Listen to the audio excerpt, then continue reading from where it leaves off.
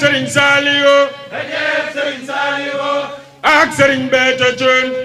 édition 2022 biñ doon màggal 17 avril ren mun nañ jàpp ne rek foo ko nattoon weesu na fi nga xam ne moom mooy Médinatoul Salam rawatina ci taalibe soxna Aïda Diallo ak moom mi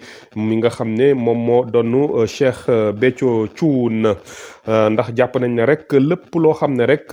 mënoon nañ koo natt daal ñoom taxaw nañ ci ngir weesu ko ndax édition bu atum 2022 bi mooy bi njëkk gannaaw bi nga xam ne nag feebaru mbas bi moo gane si woon àdduna te tere woon xumbeel yu bëri ci noonu nag ñu jàpp ne ren nag édition bu 2022 bi ñu ngi ko placé woon ci suu li nga xam ne moom mooy innovation ak tamit record yi ci noonu ci lu jëm ci wàllu xewlu yi mun nañoo seetlu daal ne lu ëpp ci junni ci bopp ay gàtt ci lu jëm ci wàllub nag wàllu xar wàllub géléem ak ay piccax ak pitax ak bëpp loo xam ne rek xeetoo woon nañ ko ci jamono yi donc jot nañ ko fa lebatal la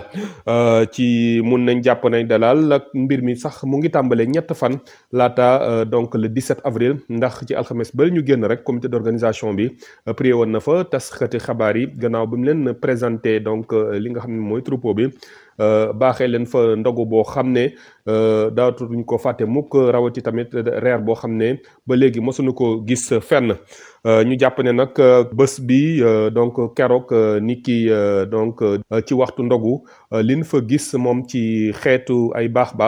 ci waxtu ndogu bi fële ci résidence Thiofel daanaka doomu aadama mosu koo gis donc ndogu bi moom dafa continuer sax ba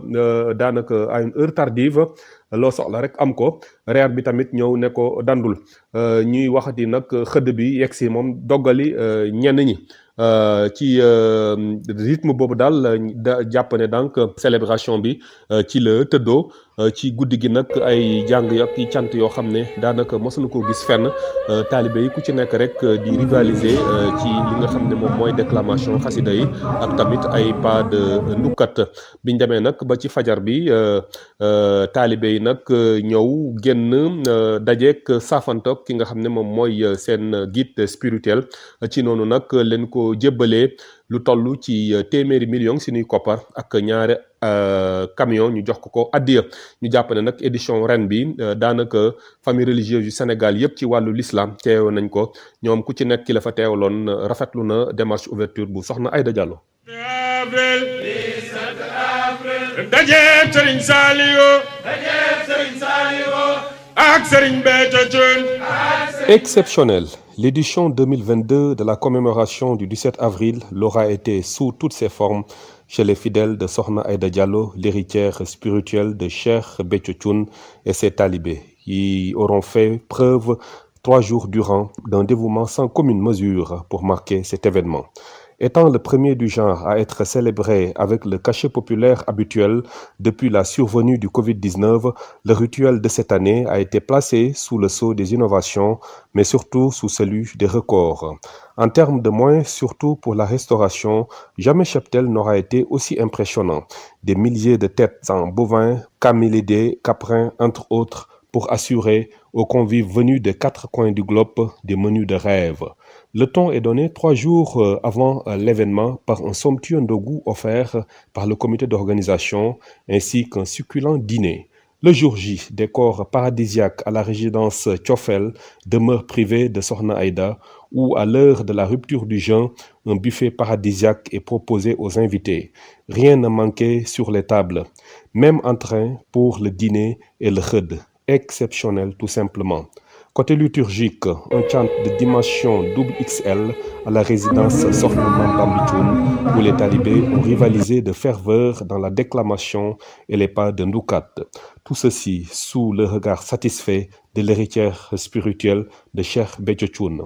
L'édition de cette année a enregistré la présence de toutes les familles religieuses islamiques du pays, dont les représentants ont salué à l'unanimité la démarche d'ouverture de Sokhna Aïda Diallo. Au matin du 18 avril, renouvelant leur allégeance et leur dévouement à leur guide, les talibés ont offert à leur bienfaitrice la somme de 100 millions de francs CFA, ainsi que 2 camions en guise de hadiya.